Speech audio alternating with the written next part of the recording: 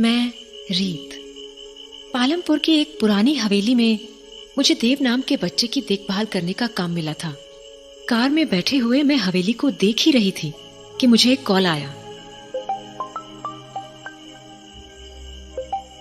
Hello miss रीत, I hope driver ने आपको टाइमली पिकअप कर लिया होगा। जी हाँ, मैं बस अभी पहुंची ही हूँ। मिस रीत, इस जॉब को लेकर कुछ बातें मैं आपको शुरुआत में ही क्लियर कर देना चाहता हूँ। जी। आप घर के अंदर जाएंगी तो आपको देव और उसकी केयरटेकर मिसेस भाला मिलेंगे। ओके। जैसा कि मैंने आपको बताया था, देव के पेरेंट्स की 6 महीने पहले एक एक्सीडेंट में मौत हो गई थी। जी। और आपके पहले जो नानी थी उसने देव को बहुत प्यार से रखा था। होप आप इन एक्सपेक्टेशंस को मैच कर पाएंगी मिस रीत। I will try my best mister Bedi. Don't try रीत, बी द बेस्ट। एनीवे, मैंने आपको देव के स्कूल से आया एक ईमेल फॉरवर्ड किया है, प्लीज उसे देख लीजिएगा। और हाँ, एक आखिरी बात, आज के बाद आप कभी भी किसी भी चीज के लिए मुझे कांटेक्ट नहीं करेंगे। No phone call, no email, no message, nothing. मैं समझी नहीं mister Bedi. What I mean is, Dev को लेकर अगर आपको कोई भी कंसर्न्स हो तो वो आप खुद ही एड्रेस करेंगे। आपकी सैलरी आपके अकाउंट में हर महीने पहुंचती रहेगी। गुड लक मिस रीत। Thanks mister. दैट्स रूड, बीच में ही कॉल कट कर दिया। लेट्स सी मेल में क्या है। हैं? 10 दिन पुराना email. I am sure mister Bedi ने तो इसे खोलकर भी नहीं देखा होगा। This is to inform you that Dev has been expelled from the school. What? Dev का बिहेवियर दिन ब दिन अजीब होता जा रहा है, मानो उसे बाकी बच्चों को नुकसान पहुंचाना अच्छा लगता हो। इसलिए बाकी बच्चों की सेफ्टी के लिए हमें उसे स्कूल से एक्सपेल करना पड़ रहा है। What the hell? इस बच्चे के साथ तो थोड़ा केयरफुली डील करना पड़ेगा। तो उसके बाद मैं घर के अंदर चली गई। घर के ड्राइंग रूम में ही देव और उसकी केयरटेकर मिसेस भल्ला खड़ी थी। हेलो दीदी। हेलो देव, आई एम रीत। रीत दीदी, मैं आपका कब से वेट कर रहा था। मैं अब आपको यहाँ से जाने नहीं दूंगा। हाँ? चलिए, मैं आपको आपका रूम दिखाता हूँ। उसके बाद मैं देव के साथ अपना कमरा देखने चली गई। कमरा काफी बड़ा और खूबसूरत था। वाओ देव, ये रूम तो बड़ा सुंदर है। इसे तुमने सजाया? हाँ, बिल्कुल वैसे ही जैसे अनु दीदी सजाया करती थी। अनु दीदी? हाँ, आपसे पहले जो मेरी नानी थी वो। ओह, तो वो। मैं आपका नीचे वेट करता हूँ। बाय। इससे पहले कि मैं कुछ भूल पाती, देव वहां से चला गया। ये बात मुझे अजीब तो लगी, पर मैंने इस पर ज्यादा ध्यान नहीं दिया। डिनर के बाद मिसेस भल्ला मुझे पूरा घर दिखाने लगी। तभी उन्होंने कहा, पुत्र, इस घर में तू कभी भी घूम सकती है, बस घर के बाईं ओर मत जाना। हाँ? पर क्यों? वो इथे ऊपर जाने का रास्ता है ना पुत्र, छत पे जाना सेफ नहीं। ओके जी, मैं ध्यान रखूंगी। मिसेस भल्ला। हाँ पुत्र। मुझे आपसे एक बात कहनी थी। मिस्टर बेदी ने मुझे देव के स्कूल से आया हुआ एक ईमेल भेजा है। हाँ? एक्चुअली देव को स्कूल से निकाल दिया है। क्या? निकाल देता?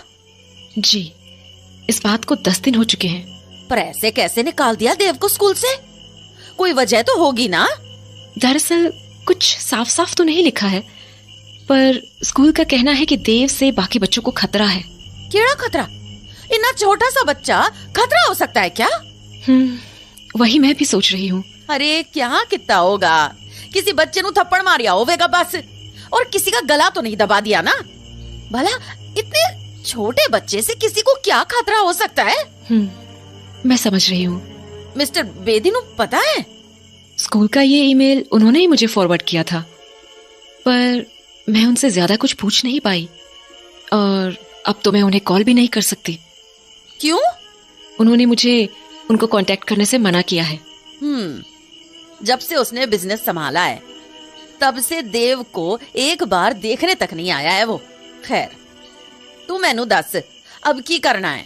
आप चिंता मत कीजिए, देव का ख्याल रखने के साथ साथ मेरा काम उसे पढ़ाना भी है। मैं पूरी कोशिश करूंगी कि देव पढ़ाई में पीछे ना रहे।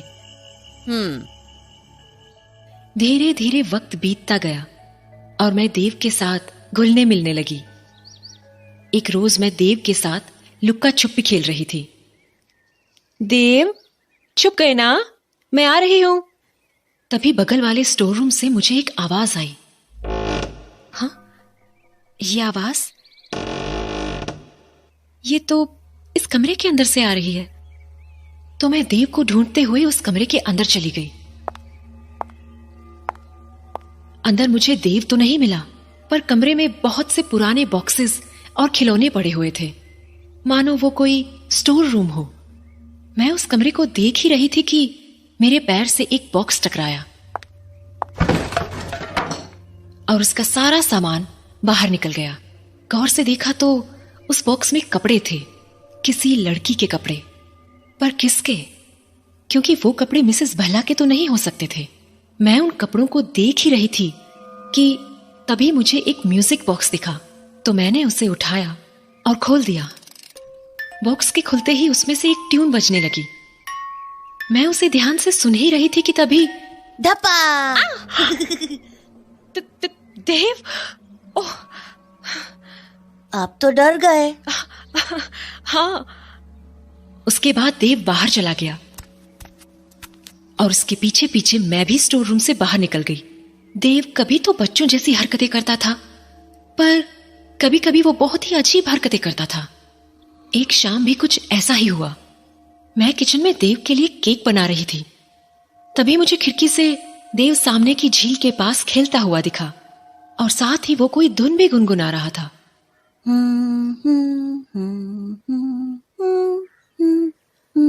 गौर से सुनने पर समझ आया कि ये वही धुन थी जो मैंने उस म्यूजिक बॉक्स में सुनी थी। तभी मुझे ऐसा लगा मानो झील के दूसरी ओर से भी कोई वही धुन गुनगुना रहा हो।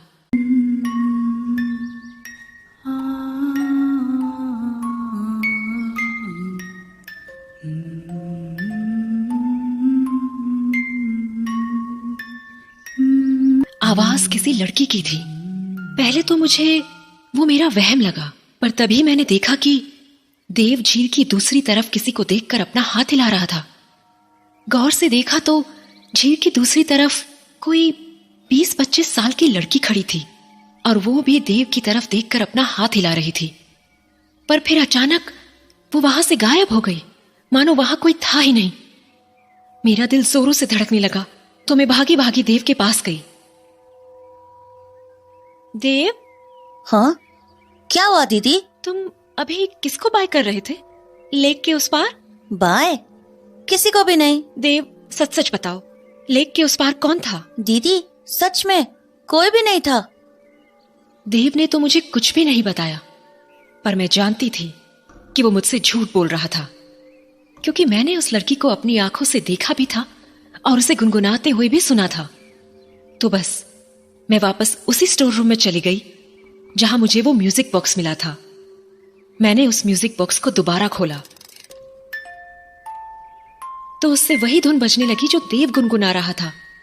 इससे यह तो साबित हो चुका था कि उस शाम मुझे कोई वहम नहीं हुआ था और देव सचमुच झूठ बोल रहा था। पर तभी मैंने देखा कि म्यूजिक बॉक्स के साइड में एक नॉब था। मैंने जैसे ही उस नॉब को घुमाया, म्यूजिक बॉक्स के अंदर एक लड़की की फोटो दिखाई दी। वो फोटो किसी और की नहीं बल्कि उसी लड़की की थी जिसे मैंने झील के उस तरफ देखा था। इन सब से मुझे काफी घबराहट सी होने लगी थी, तो मैं सीधे म्यूजिक बॉक्स लेकर मिसेस भल्ला के पास पहुंच गई। मिसेस भल्ला, क्यों या बेटा? आप इस लड़की को जानती हैं? हाँ? ये तुझे कहाँ से मिला? स्टोर रूम से। पर मना किया था ना बाईं तरफ वाले हिस्से में जाने से, फिर क्यों गई तुम? मैं कोई जान के नहीं गई थी, बट वो जरूरी नहीं है। आप बस मुझे ये बताइए कि क्या आप इसे जानती हैं? हाँ, जानती हूँ। कौन है ये? अन्नू, देव की पिछली केयरटेकर। व्हाट? हाँ, और ये म्यूजिक बॉक्स भी उसी ने देव को दिया था। क्या अन्नू और देव अभी भी मिलते हैं? क्या मतलब? क्या वो अभी भी देव से मिलने आती है? नहीं, फिर शायद आपको पता ना हो, पर आज मैंने इसे झील के पास देखा है। क्या? हाँ, और देव और ये एक दूसरे को देखकर अपना हाथ भी हिला रहे थे। क्या बकवास कर रही है? अरे मैं सच कह रही हूँ, मैंने अपनी आंखों से देखा है। रीत, ऐसा हो ही नहीं सकता। पर मिसेस भल्ला, मैंने अपनी आंखों से देखा है। आप चाहो तो किसी गार्ड से पूछ लो, उसने तो। रीत, बस कर जा। मैं बोल रही हूँ ना, ये नहीं हो सकता। अरे पर क्यों? क्योंकि जिस अन्नू की तू बात कर रही है, उसको मरे हुए 2 महीने हो चुके हैं। What? हाँ, इसीलिए तूने जो देखा वो तेरा वहम होगा। पर आपने मुझे इस बारे में कभी बताया क्यों नहीं? और वो स्टोर रूम में सारा सामान उसी का है ना? जब वो मर चुकी है तो आप लोगों ने उसका सामान अपने पास क्यों रखा हुआ है? आखिर चल क्या रहा है यहाँ मिसेस भल्ला? पर मैं अब ये समझ चुकी थी कि इस हवेली में कुछ तो अजीब जरूर है, और जिस तरह से मुझसे चीजें छुपाई जा रही थी, मैं ये भी समझ चुकी थी कि ये पूरा परिवार मुझसे कोई बहुत बड़ी बात छुपा रहा है। इसलिए मैंने उसी रात उस हवेली को छोड़ने का फैसला कर लिया। पर मैं जैसे ही सामान पैक करके अपने कमरे से निकलने लगी, मेरे कमरे का दरवाजा अचानक लॉक हो गया। मैंने दरवाजा खोलने की बहुत कोशिश की, पर वो नहीं खुला। तभी कमरे की लाइट्स एकदम से जलने बुझने लगी। रीत दीदी, मैंने कहा था ना, मैं आपको कहीं नहीं जाने दूंगा। अब आप हमेशा यही रहेंगी मेरे पास।